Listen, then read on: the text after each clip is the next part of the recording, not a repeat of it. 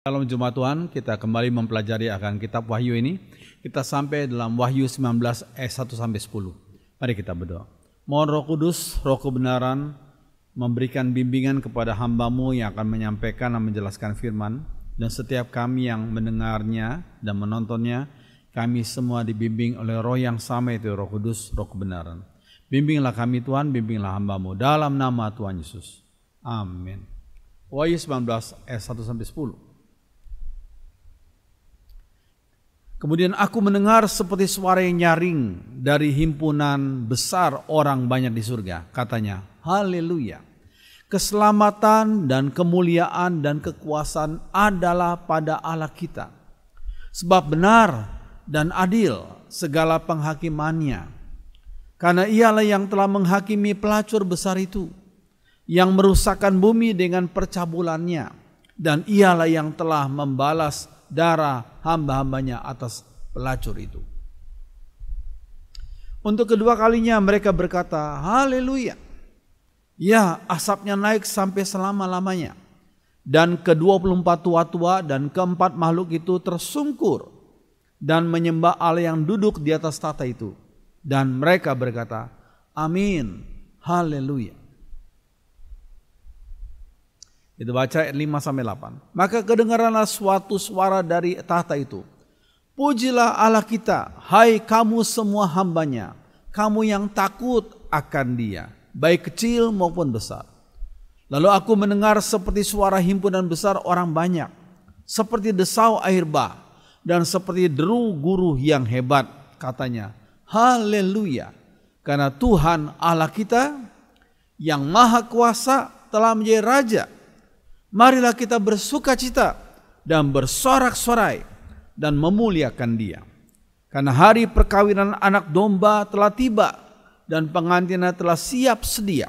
Dan kepadanya dikaruniakan supaya memakai kain lenan halus yang berkilau-kilauan dan yang putih bersih.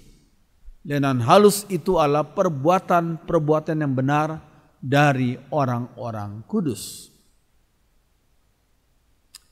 Ayat 9 dan 10 Wahyu 19 dikatakan, lalu ia berkata kepadaku, tuliskanlah, berbahagialah mereka yang diundang ke perjamuan kawin anak domba.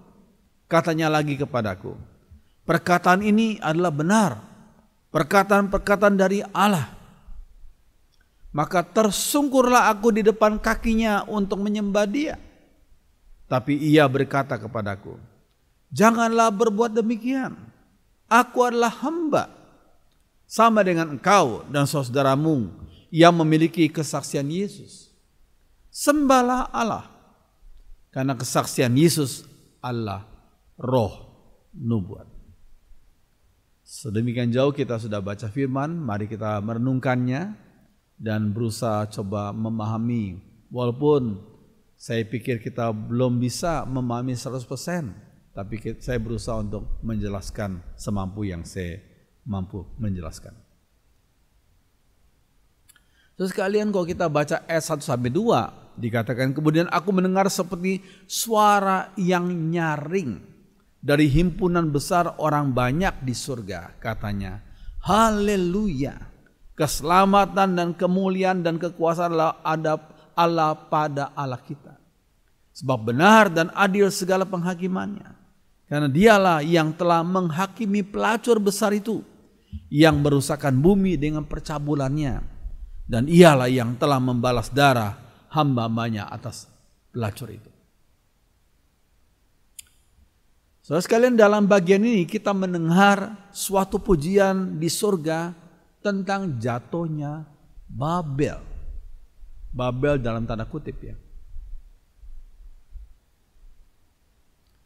Pujian tersebut bertujuan untuk memuji Allah. Juga untuk menghibur gereja Kristus yang pada waktu Rasul Yohanes menerima wahyu itu, gereja Kristus di seluruh dunia masih berada di tengah penindasan. Dengan memandang mereka yang ditindas itu, mereka memandang kepada kemenangan dari Allah bagi umatnya yang pasti akan datang. Yang pasti akan datang. Walaupun yang sedang mereka alami adalah penindasan, kesulitan, aniaya yang dilakukan oleh para serdadu Romawi karena diperintahkan oleh kaisar mereka. Tapi orang-orang Kristen waktu itu mempunyai pengharapan. Pengharapan yang pasti datang. Karena Tuhan yang membela mereka adalah Tuhan yang menang. Yang mendapatkan kemenangan selama-lamanya. Atas segala dosa dan atas segala manusia yang berdosa. Puji Tuhan. Nah, di sini pujian tersebut mengenai jatuhnya Babel dalam tanda kutip. Maksudnya Babel di sini adalah kota Roma yang pada masa itu para kaisar yang menganiaya gereja Tuhan masih berkuasa. Ya. Para kaisar yang waktu itu menganiaya jemaat Tuhan, gereja Tuhan masih berkuasa. The collapse of Rome, runtuhnya Roma. Itu terjadi beberapa abad setelah itu. Di pasal 17 yang lalu, kita baca nubuat akan datang seorang kaisar Romawi yang ke-8. Pasal 17 ya. Kaisar Romawi yang ke-8 yang dijiwai oleh roh dan semangat Nero yang akan merajalela sebagai antikris terhadap gereja Tuhan. Jadi kalau kita dengar kata antikris itu karena antikris tidak hanya datang nanti. Tapi sejak abad pertama sudah ada antikris. Salah satunya adalah Nero. Kaisar Nero. Waktu itu yang berbuat jahat terhadap umat Tuhan. Ya. Itu kaisar Roma yang ke-8 yang dijiwai oleh roh dan semangat Nero. Nah, kaisar ke-8 adalah simbol. Kita wayu banyak simbol. Kaisar ke-8 itu adalah simbol dari sederetan kaisar-kaisar Roma yang menganiaya gereja Tuhan waktu itu. Kaisar ke-8 adalah simbol dari sederetan kaisar-kaisar Roma. Namun Allah kita yang Maha Kuasa bertindak. Dikatakan kota Roma akan tenggelam. Ini abad pertama ya, Masehi ya, akan tenggelam. Juga sang kaisar yang antikris itu akan meninggal satu persatu. Atau mereka diturunkan atau bagaimana. Tuhan punya cara yang berbeda-beda. Ya. God is still in his control. Allah selalu dalam kontrolnya. Ya, kota Roma sekarang telah kehilangan kuasa pemerintahannya sedunia. Ya, sekarang tidak lagi kerajaan Romawi yang berkuasa sekali waktu itu. Kota Roma sekarang telah kehilangan kuasa pemerintahan sedunia dan telah lenyap kuil kafirnya. Namun kota Roma tidak hancur secara keseluruhan. Kita sekarang hidup abad 21 masih tahu, masih melihat kota Roma sekarang ini. Mengapa demikian ya? Dalam Alkitab selalu kita baca hukuman-hukuman yang diancam oleh para nabi. Hukuman yang diancam oleh para nabi itu, dinubuatkan oleh para nabi itu, hukuman itu dapat disingkirkan dengan cara bertobat. Itulah satu-satunya cara untuk menyingkirkan hukuman. Bertobat. Ingat kitab Yunus. Raja dan rakyat Niniwe waktu itu bertobat. Sehingga kebinasaan yang diancam tidak terlaksana pada waktu itu. Ingat kitab Yunus.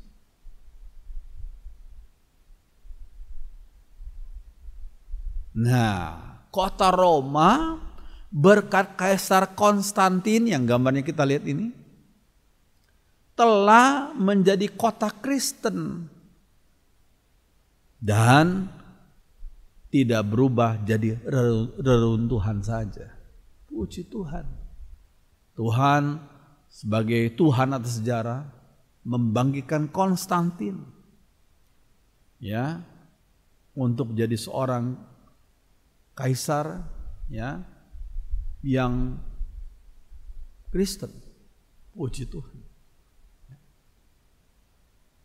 Oke. Dalam perjalanan sejarah dunia ini selalu bangkit pemerintahan seperti Roma kuno. Selalu bangkit pemerintahan seperti Roma kuno. Kalau mereka tidak bertobat, mereka akan alami murka Allah. Satu saja kuncinya, bertobat. Kalau mereka nggak bertobat, mereka akan alami murka Allah. Tapi kalau mereka bertobat, mereka akan alami kasih karunia Allah. Puji Tuhan. Ya, kata haleluya yang kita baca dalam Wahyu 19 tadi, itu Ibraninya berarti pujilah Tuhan. Hanya terdapat dalam Wahyu pasal 19 ini. Wahyu 19 ini mungkin agak mengherankan. Kenapa mengherankannya? Karena hukuman-hukuman Allah menyebabkan suatu pujian. Nah, ini kan seperti orang ngeledek begitu ya. Hukuman-hukuman Allah menyebabkan suatu pujian. Mengapa ini? Coba kita lihat. Ingatlah, semua perbuatan Allah memang patut dipuji. Patut dipuji. Baik berkat-berkatnya maupun keadilan dan hukuman-hukumannya. Semua perbuatan Allah patut dipuji. Baik berkat-berkatnya maupun keadilan dan hukumannya. Itu penting sekali. Itu prinsip yang penting ya. Ingat, dalam konteks ini bukanlah manusia yang memuji Tuhan dalam konteks Wahyu 19 ini ya. Tetapi para malaikat. Dikata dalam ayat 1, a lot of voices, banyak suara. A lot of voices. Yang memulai dengan nyanyian, jadi nyanyian malaikat ini. Mereka sudah biasa, para malaikat sudah biasa memuji segala perbuatan Allah. Baik berkat-berkat ataupun hukumannya. Sekali lagi kita perlu ingat, Wahyu 19 itu adalah pujian para malaikat. Katakan kemudian ayat yang kelima, from the throne of voice said, dari tahta satu suara berkata, if you worship and fear our God, jika kamu beribadah dan takut pada Allah, give praise, berikanlah pujian to him, kepada dia, no matter who you are. Tidak peduli siapakah engkau. Engkau raja kah? Engkau harus memuji Tuhan. Engkau kaisar kah? Engkau perlu puji Tuhan. Engkau masyarakat sederhana, bahkan engkau miskin sekalipun, engkau harus puji Tuhan. Engkau masyarakat yang pintar, jenius, tetap harus memuji Tuhan. Demikian juga masyarakat yang biasa. No matter who you are. Tidak peduli siapakah engkau, harus puji Tuhan. Karena dialah Allah pencipta dan dialah Allah yang penebus. Puji Tuhan.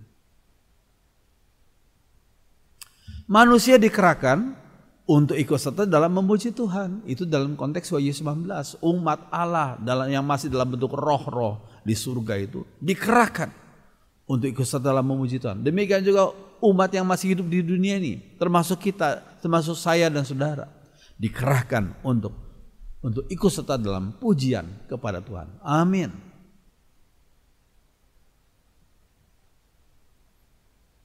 Iya, ayat yang kedua. Sebab benar dan adil segala penghakimannya. Karena ialah yang telah menghakimi pelacur besar itu, yang merusakkan bumi dengan percabulannya. Dan ialah yang telah membalaskan darah hamba-hambanya atas pelacur itu.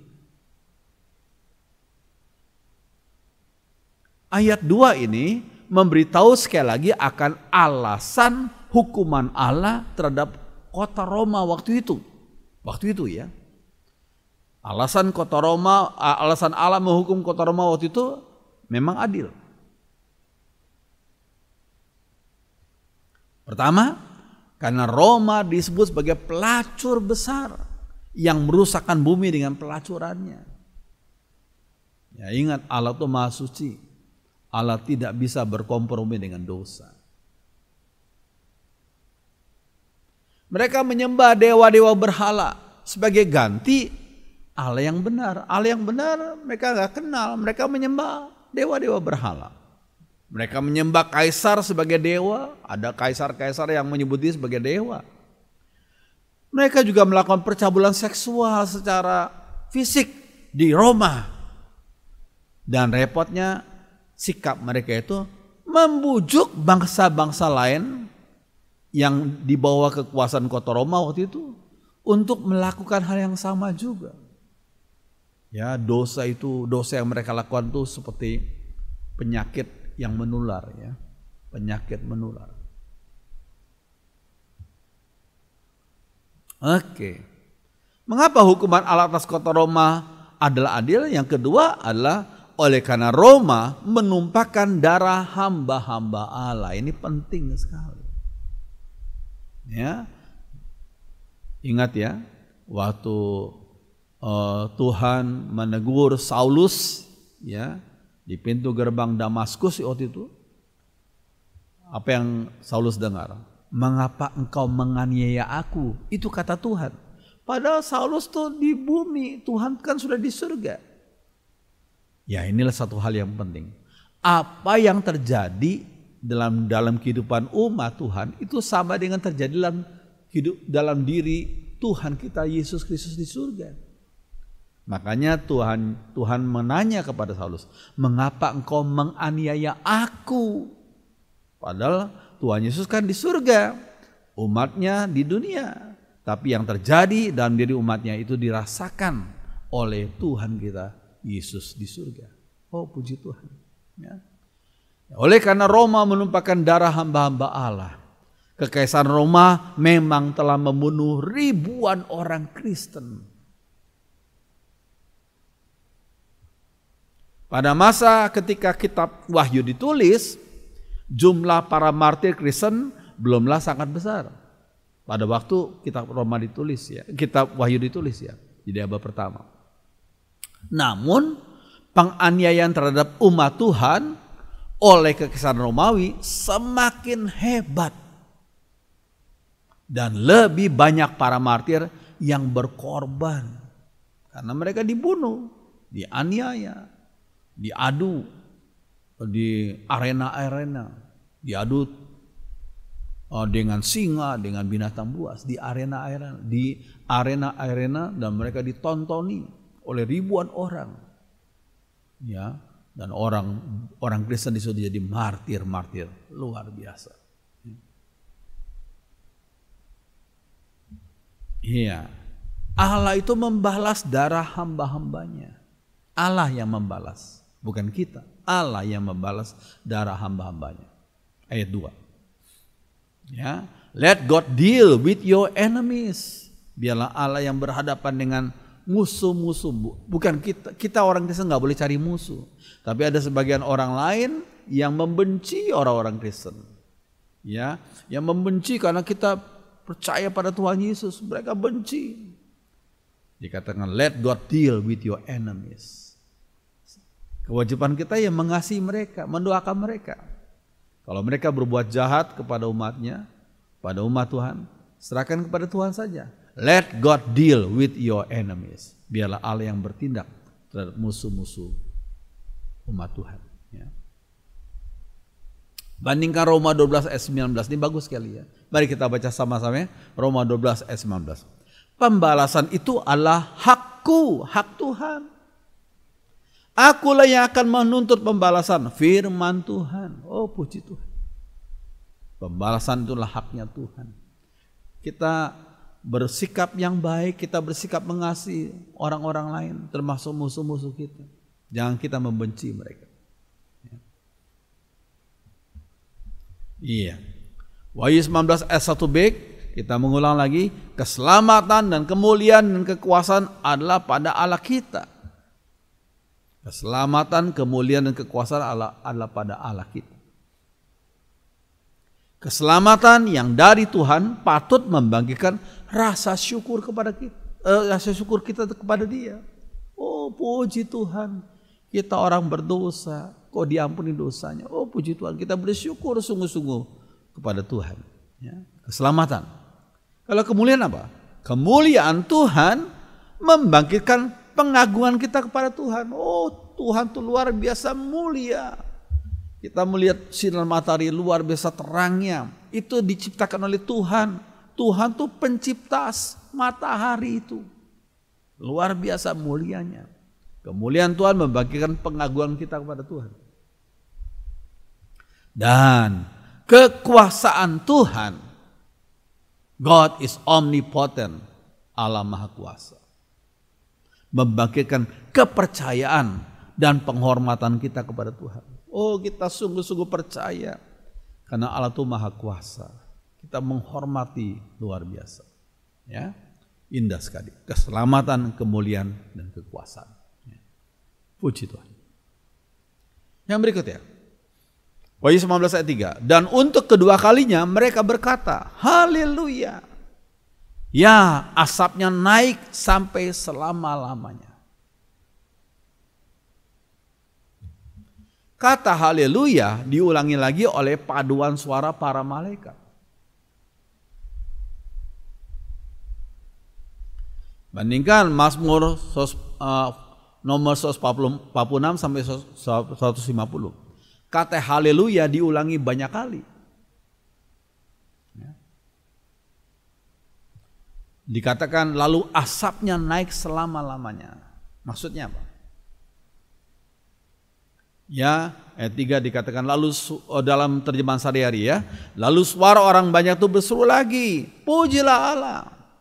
Asap dari api yang menghanguskan kota besar itu, kota Roma itu akan mengepul tidak henti-hentinya. Maksudnya hukuman Allah terhadap Babel, terhadap kota Roma waktu itu. Ya. Iya. Tapi sekali lagi era Roma tidak hancur semuanya. Karena Roma diizinkan Tuhan untuk dipimpin oleh Kaisar Kristen. Banyak gereja Tuhan bisa dibangun, didirikan. Dan banyak orang bertobat. Puji Tuhan. Ya. Ayat 4. Dan ke-24 tua-tua dan keempat makhluk itu tersungkur. Tersungkur. Dan menyembah Allah yang duduk di atas tahta itu. Dan mereka berkata, amin, haleluya. Lalu sekalian, tersungkur ke depan. Simbol daripada sikap menyembah. Bukan geblak ke belakang. Ini penting. Sebagian kelompok waktu itu katanya dijamah Roh Kudus. Geblak ke belakang. Kalau kita lihat dalam firman Tuhan dalam kitab Wahyu, bukan geblak ke belakang. Geblak ke belakang ya gini jatuhnya ke belakang. Tapi tersungkur, simbol menyembah. Berbeda sekali ya. Jadi jangan kita disesatkan dengan berbagai macam fenomena-fenomena yang tidak sesuai dengan firman Tuhan. Kita harus sungguh-sungguh jeli. Tersungkur itu ke depan, menyembah. Bukan geblak ke belakang. Ke-24 tua-tua dan keempat makhluk itu adalah malaikat-malaikat tinggi. Ikut serta dengan pujian itu. Dengan mengatakan amin. Yang berarti setuju. Amin. Saya setuju. Kita sama-sama harus menyembah Sang Pencipta dan penebus kita. Iya. Wahyu 19 ayat 5. Maka kedengaranlah suatu suara dari tahta itu. Pujilah Allah kita, hai kamu semua hambanya. Kamu yang takut akan Dia, baik kecil maupun besar. Inilah suara satu malaikat yang berdiri dekat tahta Allah. Suara itu memanggil semua hamba Tuhan untuk memuji Allah. Hamba Tuhan harus memuji Allah. Umatnya saja memuji Allah, apalagi hamba-hamba Tuhan. Ya, semua harus memuji Allah. Jangan memuji diri sendiri, ya. Ayat 5c, kamu yang takut akan Dia. Kita semua harus takut kepada Tuhan. Baik kecil maupun besar, takut akan Dia. Maksudnya, ya, kita bandingkan Mazmur 15 ayat 12 sampai 13. Tuhan itu memberkati orang-orang yang takut akan Tuhan. Baik yang kecil atau yang besar. Jadi kata takut akan Tuhan di sini berarti taat pada perintah Tuhan. Satu ciri khas, ciri utama daripada orang yang takut akan Tuhan adalah apa? Taat pada perintah Tuhan. Baik perintah yang enak mau perintah yang rasanya berat, tapi dengan kuasa Roh Kudus yang berat jadi ringan. Ya. Yang tadinya kita terpaksa jadi sukacita melakukannya. Kalau kita mau dipimpin oleh Roh Kudus. Iya. Kecil maupun besar ayat 5c. Maksudnya orang-orang yang sederhana maupun orang yang terkemuka. Yang miskin, yang sederhana maupun yang kaya. Masyarakat biasa, ya kalau percaya Tuhan, maupun orang-orang yang tingkat sosialnya tinggi dalam masyarakat. Semuanya harus memuji Tuhan. Ayat 6-7. Lalu aku mendengar seperti suara himpunan besar orang banyak, seperti desau air bah, seperti deru guru yang hebat, katanya. Haleluya, karena Tuhan Allah kita yang Maha Kuasa telah menjadi Raja. Marilah kita bersukacita dan bersorak-sorai dan memuliakan Dia, karena hari perkawinan anak domba telah tiba dan pengantinnya telah siap sedia. Nah, ayat 8-10 ini berkata, dan kepadanya dikaruniakan supaya memakai kain lenan halus yang berkilau-kilauan dan yang putih bersih. Lenan halus itu adalah perbuatan-perbuatan yang benar dari orang-orang kudus. Lalu ia berkata kepadaku, tuliskanlah, berbahagialah mereka yang diundang ke perjamuan kawin anak domba. Katanya lagi kepadaku, perkataan ini adalah benar, perkataan-perkataan dari Allah. Maka tersungkurlah aku di depan kakinya untuk menyembah Dia. Tapi ia berkata kepadaku, janganlah berbuat demikian. Aku adalah hamba sama dengan engkau dan saudaramu yang memiliki kesaksian Yesus. Sembahlah Allah, karena kesaksian Yesus adalah roh nubuat. Oke. Nah, kalau kita lihat ayat 6, Yohanes mendengar suatu paduan suara yang hebat bunyinya. Paduan suara yang hebat bunyinya. Kedengarannya seperti bunyi banyak air dan seperti guru. Paduan suara yang hebat bunyinya. Ya. Mungkin itu adalah paduan suara gabungan. Gabungan antara malaikat-malaikat biasa dengan para malaikat yang tinggi, 24 tua-tua dan 4 makhluk di situ, berserta dengan roh-roh umat Tuhan yang sudah ada di surga sekarang ini. Jangan lupa, sekarang ini orang yang percaya pada Tuhan sudah di surga dalam bentuk roh, tapi belum memiliki tubuh kebangkitan. Tubuh kebangkitan akan diberikan pada waktu Yesus datang kembali kedua kali. Ya, orang yang mati dikuburkan, ada yang mati dibakar, ada yang mati di laut mungkin. Ya, semua orang akan dibangkitkan dan mendapatkan tubuh kemuliaan. Sekarang umat Tuhan ada di surga tapi dalam bentuk roh. Jadi roh-roh mereka juga memuji Tuhan. Dalam ayat 1 sampai 3, lagu-lagunya tentang hal-hal yang bersifat negatif. Dalam ayat 1 sampai 3 ya. Yakni hukuman Allah atas kota Roma, itu negatif. Ya, itu dalam ayat 1 sampai 3. Namun dalam ayat 6 sampai 7 dinyanyikan hal-hal yang sifatnya positif. Yakni bahwa Allah telah menjadi raja segala raja, King of Kings. Sehingga marilah kita bersukacita dan bersorak-sorai dan memuliakan Dia. Ya, itulah ya. Oke. Menurut kitab Wahyu, dengan pengerusakan kota Roma belumlah berakhir segala permusuhan manusia yang berdosa di bumi terhadap Allah. Belum berakhir. Ya, dengan pengerusakan kota Roma waktu itu, ya, belum berakhir segala permusuhan manusia berdosa terhadap Allah. Kita lihat dalam sejarah memang membuktikannya. Ya. Sesudah Roma dirusakkan, Kristus masih harus berperang melawan tentara si antikris. Lihat pasal 19 ayat 19 dan dalam Wahyu 20 ayat 8 dikatakan ada musuh-musuh baru yang disebut dengan Gog dan Magog itu. Nanti kita bahas ya. Kalau dalam Wahyu 19 ayat 6 dikatakan Allah telah menjadi raja, itu berarti bahwa dengan jatuhnya Babel atau Roma telah dicapai satu etape, yaitu titik perhentian di jalan yang menuju pada penggenapan kerajaan Allah secara sempurna. Kerajaan Allah sudah didirikan pada waktu Yesus datang ke dunia 2000 tahun yang lalu. Tapi kerajaan Allah itu belum didirikan secara sempurna. Sudah mulai didirikan 2000 tahun yang lalu pada waktu Yesus datang ke dunia ini.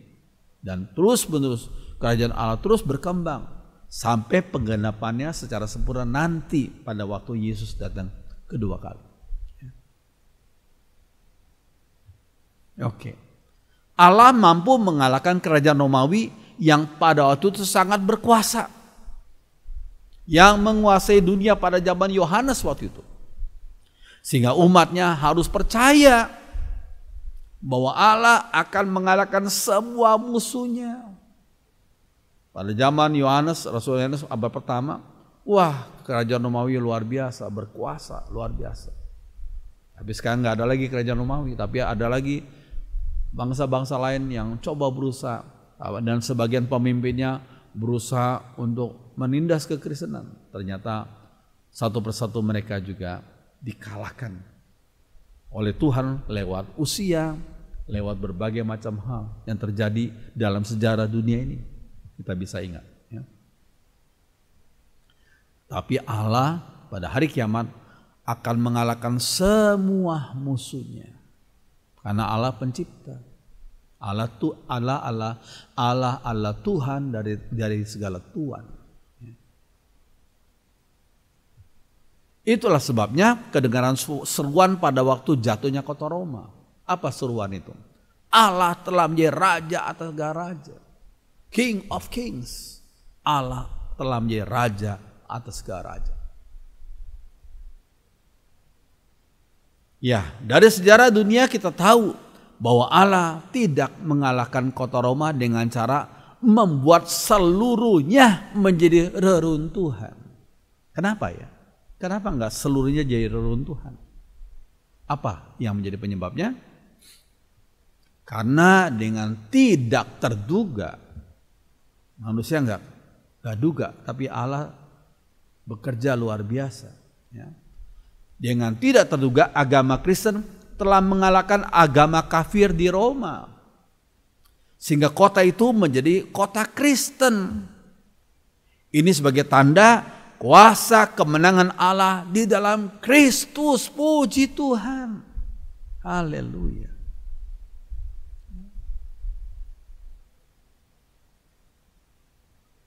Ayat 7-8. Marilah kita bersukacita dan bersorak-sorai dan memuliakan Dia, karena hari perkawinan anak domba telah tiba dan pengantinnya telah siap sedia, dan kepadanya dikaruniakan supaya mereka memakai kain lenan halus yang berkilau-kilauan dan yang putih bersih. Lenan halus itu adalah perbuatan-perbuatan yang benar dari orang-orang kudus. Ya, luar biasa. Dimulai dari Raja Konstantin yang bertobat jadi Kristen itu. Dan kalau kita lihat mempelajari sejarah kota Roma, sampai sebagian gedung-gedung basilika, tempat pengadilan waktu itu, dianugerahkan, diberikan kepada gereja waktu itu. Ya. Puji Tuhan. Iya. Ayat 7-8 dikatakan, jika pernyataan kerajaan Allah secara komplit semakin dekat, maka peristiwa perkawinan anak domba akan semakin dekat juga. Yang dimaksud dengan perkawinan anak domba adalah persekutuan secara penuh. Jangan kita asosiasikan perkawinan dengan apa yang dilakukan oleh manusia ya. Tidak, Allah kita tuh roh adanya. Jadi perkawinan anak domba adalah persekutuan secara penuh dan tidak terganggu. Ini penting. Persekutuan secara penuh dan tidak terganggu antara Kristus dan gerejanya.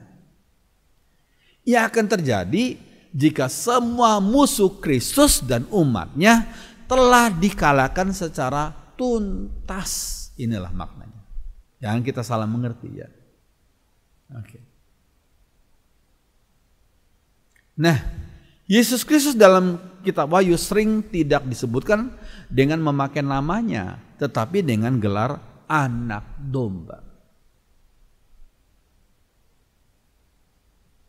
Dalam kitab Wahyu dipakai simbol-simbol, misalnya iblis disimbolkan sebagai naga, si antikris sebagai binatang buas atau beast itu, ya. Dan Tuhan Yesus disebut sebagai sang anak domba Allah. Bandingkan dengan Yohanes 1 ayat 29. Ya, Yohanes 1 ayat 29 dikatakan pada keesokan harinya Rasul Yohanes melihat Yohanes Pembaptis di sini ya. Pada keesokan harinya Yohanes Pembaptis melihat Yesus datang kepadanya dan ia berkata, "Lihatlah anak domba Allah yang menghapus dosa dunia."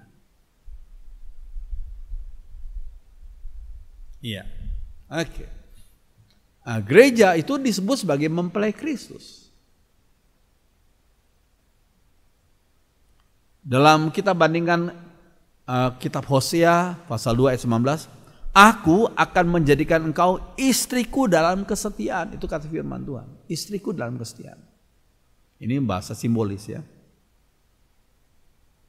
Yesaya 54 ayat 5 dikatakan, "Sebab yang menjadi suamimu ialah dia yang menjadikan engkau." Ini bahasa simbolis lagi. Tuhan semesta alam namanya. Hubungan antara Kristus dan jemaatnya seperti hubungan suami istri. Seperti simbolis ya. Seperti hubungan suami istri. Lihat Efesus 5 ayat 31 dan 32. Atau disebutkan sebagai suatu hubungan pertunangan. Bandingkan 2 Korintus 11 ayat 2. Seperti hubungan pertunangan. Ya.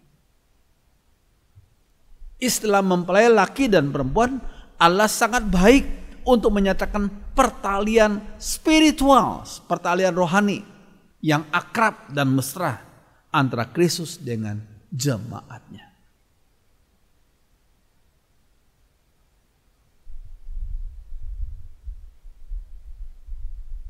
Ya. Di dalam kitab Wahyu, gereja dinyatakan sebagai mempelai perempuan Kristus. Sebagai kebalikan dari pelacur Roma. Lihat Wahyu 17 dan 18. Perbandingan antara mempelai perempuan Kristus dibandingkan dengan pelacur Roma. Ya pasti kontras sekali. Ya. Kelakuan mereka, sikap iman mereka. Ya. Iya. Berlawanan dengan hiasan yang bersifat membujuk dari pelacur Roma itu. Dikatakan kain ungu, kain kirmisi, emas dan permata itu semua membujuk. Tapi mempelai Kristus, mempelai perempuan Kristus memakai lenan halus yang berkilau-kilauan dan putih bersih. Ya saya kasih gambar itu sebagai perbandingan saja, contoh saja. Ya. Lenan halus memang mahal harganya. Lenan halus adalah lambang perbuatan yang benar. Righteousness X, perbuatan yang benar dari orang-orang kudus. Orang-orang yang dikuduskan oleh darah Kristus. Bukan orang dari kota kudus ya, tapi orang-orang yang dikuduskan oleh darah Kristus. Oke. Siapakah yang dimaksud dengan orang-orang kudus di sini? Mereka bukan hanya sekelompok anak Tuhan yang sudah disahkan status mereka sebagai orang-orang suci. Seperti Santa dan Santo yang disahkan oleh pimpinan gereja mereka sedunia loh. Ya, sehingga disebut Santa Maria, Santo Yusuf, ya banyak lagi. Bukan maksud itu. Ya. Tetapi orang-orang kudus adalah orang-orang semua anggota umat Allah. Itulah Semua anggota umat Allah yang percaya pada Yesus diberikan status yang baru sebagai orang-orang yang dikuduskan oleh darah Yesus. Lihat 1 Korintus 1 ayat 2. Sebenarnya ada ayat-ayat lain ya, cuma nggak ada waktu. Lihat saja ayat 1 Korintus 1 ayat 2. Dikatakan apa? Kepada jemaat Allah di Korintus, yaitu mereka yang dikuduskan dalam Kristus Yesus dan yang dipanggil menjadi orang-orang kudus. Dengan semua orang di segala tempat yang berseru kepada nama Tuhan kita Yesus Kristus, yaitu Tuhan mereka dan Tuhan kita. Oke, di situ disebut orang-orang kudus.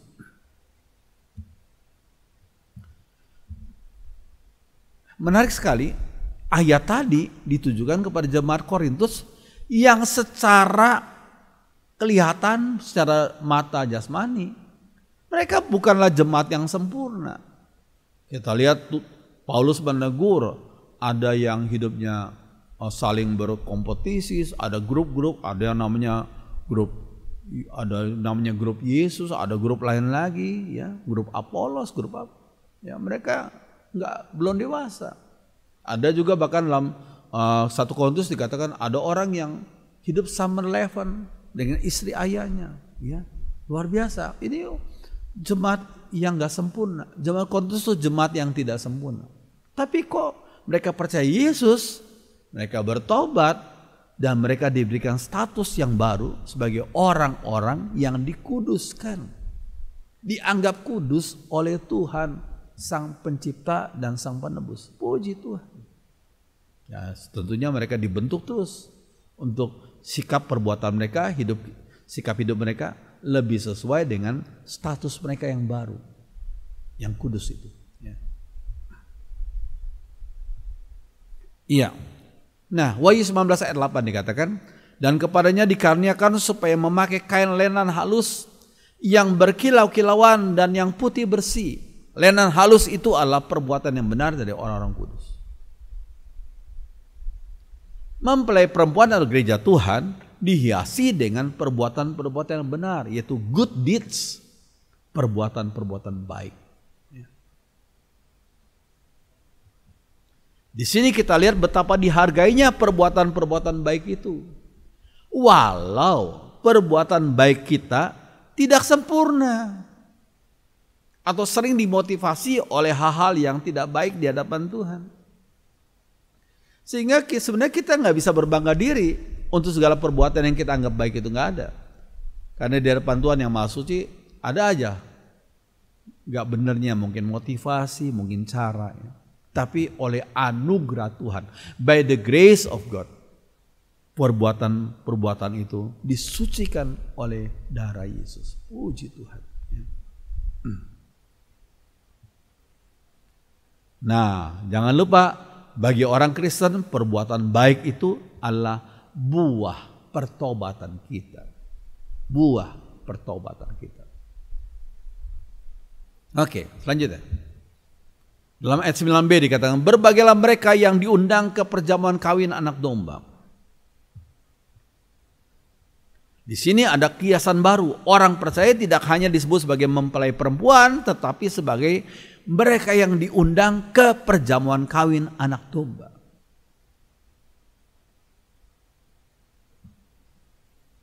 Nah, kiasan orang-orang percaya sebagai tamu-tamu perkawinan adalah kutipan dari Matius 22 ayat 1 sampai 10. Ya.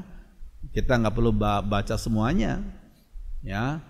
Sesudah itu ia berkata kepada hamba-hambanya, perjamuan kawin telah tersedia, tapi orang-orang yang diundang tadi tidak layak untuk itu. Sebab itu pergilah ke persimpangan-persimpangan jalan. Undanglah setiap orang yang kamu jumpai di sana ke perjamuan kawin itu. Maka pergilah hamba-hamba itu dan mereka mengumpulkan semua orang yang dijumpainya di jalan-jalan, orang jahat, orang-orang baik, sehingga penuhlah ruangan perjamuan kawin itu dengan tamu. Ya. Iya. Gambaran sebagai mempelai perempuan tentu saja lebih mesra daripada gambaran sebagai tamu-tamu pada perjamuan kawin, itu ya. Sekali lagi, gambaran sebagai mempelai perempuan tentu saja lebih mesra daripada gambaran sebagai tamu-tamu pada perjamuan kawin. hanya sebagai tamu ya.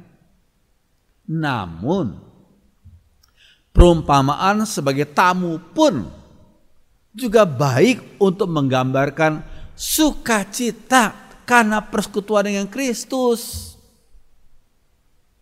Makan bersama-sama seseorang adalah ungkapan persekutuan yang indah. Kalau kita diundang oleh satu orang atau teman kita, itu makan-makan tuh menyatakan persekutuan. Bukan makanannya lebih penting, tapi persekutuannya lebih penting. Ya. Adalah hal yang luar biasa. Walaupun gereja Tuhan pada waktu itu sering dihina di bumi, ditindas, bahkan menumpahkan darah. Namun mereka diundang untuk ikut serta dalam perjamuan kesukaan besar yang disediakan Allah. Oh, puji Tuhan. Puji Tuhan. Puji Tuhan. Iya. Untuk menyingkirkan segala kebimbangan, apakah hal itu benar-benar akan terjadi? Sang malaikat berkata, perkataan inilah benar. Nggak usah bimbang. Perkataan inilah benar. Perkataan-perkataan dari Allah. Masa Allah bohong? Allah nggak mungkin bohong.